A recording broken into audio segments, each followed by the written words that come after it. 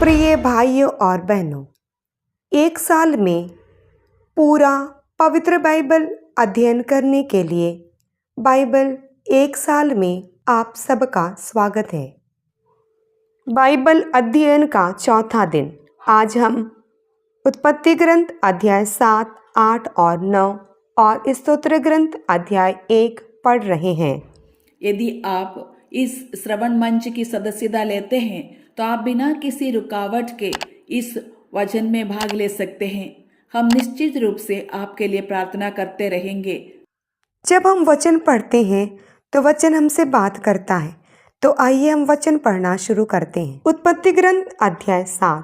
प्रभु ने नूह से कहा, तुम अपने सारे परिवार के साथ पोत पर चढ़ो, क्योंकि इस पीढ़ी में केवल तुम ही मेरी दृष्टि में धार्मिक हो।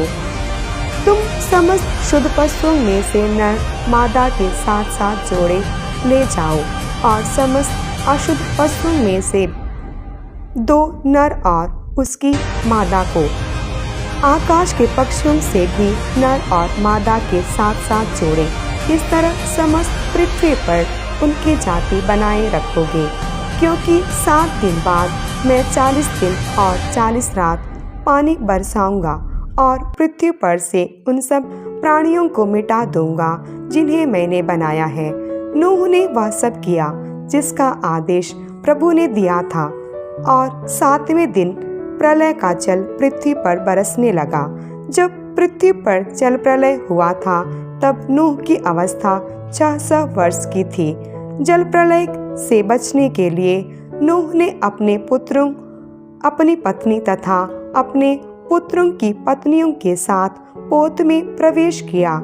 पवित्र अपवित्र सब पशुओं, पक्षियों और पृथ्वी पर रेंगने वाले प्राणियों में से नर मादा के जोड़े नूह के साथ पोत में आए, ठीक उसी तरह जैसे ईश्वर ने नूह को आज्ञा दी थी। 7वें दिन प्रलय का जल पृथ्वी पर बरसने लगा। नूह की 600 वर्ष की अवस्था में दूसरे महीने के ठीक 17वें दिन आगाध गर्त के सब स्रोत फूट पड़े और आकाश के फाटक खुल गए। 40 दिन और 40 रात पृथ्वी पर वर्षा होती रही।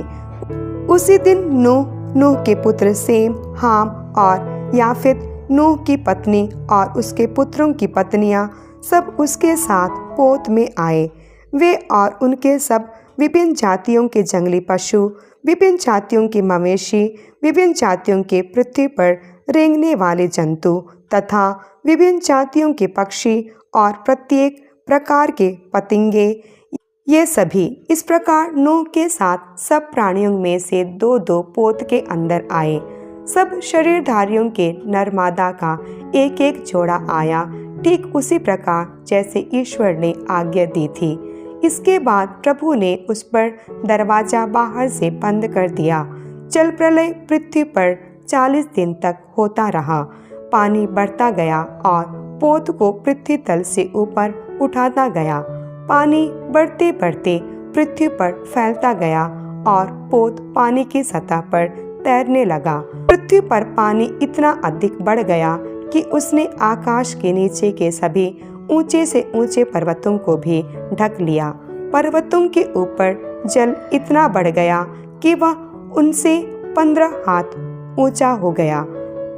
तब पृथ्वी पर रहने वाले शरीरधारी मर गए, क्या पक्षी, क्या पशु, क्या जंगली जानवर, क्या पृथ्वी पर विचरने वाले कीड़े मकोड़े तथा सब मनुष्य भी। पृथ्वी के सब प्राणी मर गए। इस प्रकार प्रभु ने पृथ्वी पर से सब प्राणियों का विनाश कर दिया। मनुष्य से लेकर पशु, पृथ्वी पर विचरने वाले कीड़े मकोड़े और आकाश के पक्षी सब पृथ्वी पर से नष्ट कर दिए गए। बच गया केवल नूह और वे जो उसके साथ पोत में थे। पृथ्वी पर पानी 150 दिन तक फैला रहा। उत्पत्ति ग्रंथ अध्याय 8। परंतु ईश्वर को और उसके साथ पोत के सब जंगली जानवरों और सब पशुओं का ध्यान रहा। ईश्वर ने पृथ्वी पर हवा बहाई और पानी घटने लगा। अब अगाध गर्त के स्रोत और आकाश के द्वार बंद हो गए थे और आकाश से होने वाली वर्षा रुक गई थी। तब पृथ्वी पर धीरे धीरे पानी कम होने लगा। 150 दिन के बाद पानी घट गया और 7वें महीने उस महीने के 17वें दिन पोत अरारट की पर्वत श्रेणी पर जा लगा। 10वें महीने तक पानी घटता चला गया और 10वें महीने उस महीने के पहले दिन पर्वतों की चोटियां दिखाई पड़ी। 40 दिन बाद नूह ने उस खिड़की को खोला जिसे उसने पोत में बनाया था और एक कौवा छोड़ दिया। वह कौवा तब तक आता जाता रहा जब तक पृथ्वी पर का पानी नहीं सूख गया। 7 दिन तक प्रतीक्षा करने के बाद नूह ने पोत से एक कपोत को छोड़ दिया जिससे यह पता चले कि पृथ्वी पर का पानी घटा या नहीं। कपोत को कहीं भी पैर रखने की जगह नहीं मिली और वह नूह के पास पोत पर लौट आया क्योंकि समस्त पृथ्वी तल पर पानी था। नूह ने हाथ बढ़ाया और उसे पकड़कर पोत के अंदर अपने पास रख लिया। उसने 7 दिन तक प्रतीक्षा करने के बाद कपोत को फिर पोत के बाहर छोड़ दिया। शाम को कपोत उसके पास लौटा और उसकी चोंच में जैतून की हरी पत्ती थी।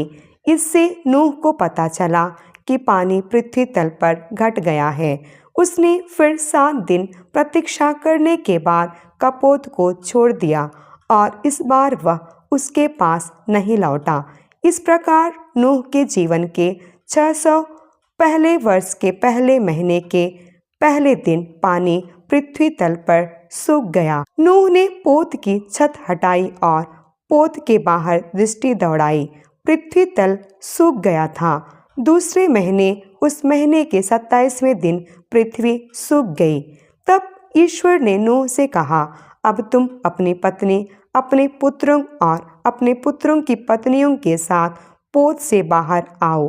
प्रत्येक प्राणी को, पशुओं, पक्षियों और पृथ्वी पर रेंगने वाले सभी जंतुओं को बाहर ले आओ। वे पृथ्वी पर फैल जाएं, फले फूलें और पृथ्वी पर अपनी अपनी जाति की संख्या बढ़ाएं। इस पर नूह अपने पुत्रों, अपनी पत्नी और अपने पुत्रों की पत्नियों के साथ बाहर आया। जंगली जानवर, सब कीड़े मकोड़े, सब पक्षी और भूमि पर विचरने वाले समस्त जीव जंतु जाति क्रम के अनुसार पोत से बाहर आए। नूह ने प्रभु के लिए एक वेदी बनाई और हर प्रकार के पशुओं और पक्षियों में से कुछ को चुनकर वेदी पर उनका होम चढ़ाया।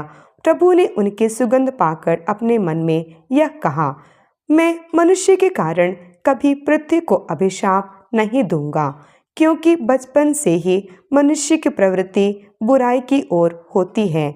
मैं फिर कभी सब प्राणियों का विनाश नहीं करूंगा जैसा कि मैंने अभी किया है। जब तक पृथ्वी बनी रहेगी तब तक बुआई और फसल, जाड़ा और गर्मी, ग्रीष्म और हेमंत, दिन और रात, इन सब का अंत नहीं होगा। उत्पत्ति ग्रंथ अध्याय 9। ईश्वर ने यह कहते हुए नूह और उसके पुत्रों को आशीर्वाद दिया, फलो फूलो और पृथ्वी पर फैल जाओ। पृथ्वी के सभी पशु, आकाश के सभी पक्षी, भूमि पर रेंगने वाले सभी जीव जंतु और समुद्र की सभी मछलियाँ, इन सबों पर तुम्हारा भय और आतंक छाया रहेगा।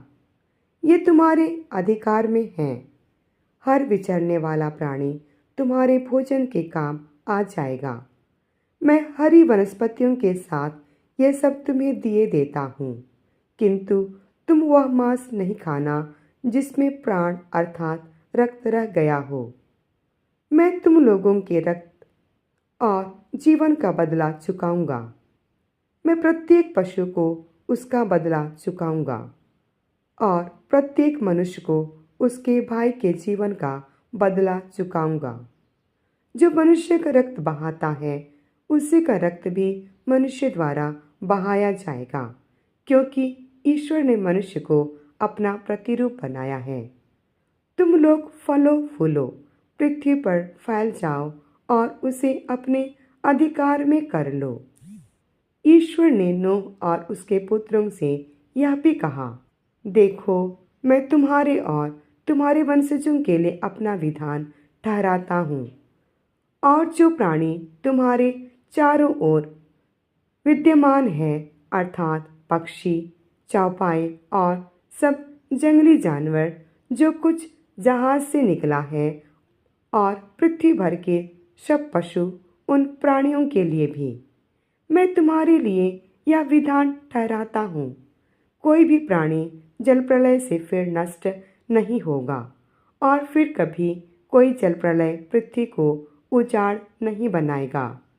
ईश्वर ने यह भी कहा, मैं तुम्हारे लिए, तुम्हारे साथ रहने वाले सभी प्राणियों के लिए और आने वाली पीढ़ियों के लिए जो विधान ठहराता हूँ, उसका चिन्ह यह होगा, मैं बादलों के बीच अपना इंद्रधनुष रख देता हूँ। वह पृथ्वी के लिए ठहराए हुए मेरे विधान का चिन्ह होगा। जब मैं पृथ्वी के ऊपर बादल एकत्र कर लूँगा और बादलों में वह धनुष दिखाई पड़ेगा, तब मैं तुम्हारे लिए और सब प्राणियों के लिए ठहराए अपने विधान को याद करूँगा, और फिर कभी जल प्रलय सभी शरीरधारियों का विनाश नहीं करेगा। जब इंद्रधनुष बादलों में दिखाई पड़ेगा, तो उसे देखकर मैं उस चिरस्थायी विधान का स्मरण करूँगा, जिसे मैंने पृथ्वी के समस्त शरीरधारियों के लिए निर्धारित किया है। ईश्वर ने नूह से कहा, यही उस विधान का चिन्ह है जिसे मैंने पृथ्वी के सब शरीरधारियों के लिए निर्धारित किया है। नूह के पुत्र जो पोत से बाहर आए थे, सेम, हाम और याफेत थे। हाम कनान का पिता था। ये तीनों नूह के पुत्र थे, और इनसे सारी पृथ्वी मनुष्यों से भर गई। नूह पहला किसान था। उसने दाखबारी लगाई। उसकी अंगूरी पीने के बाद वह नशे में आकर अपने तंबू में नग्न होकर पड़ा रहा।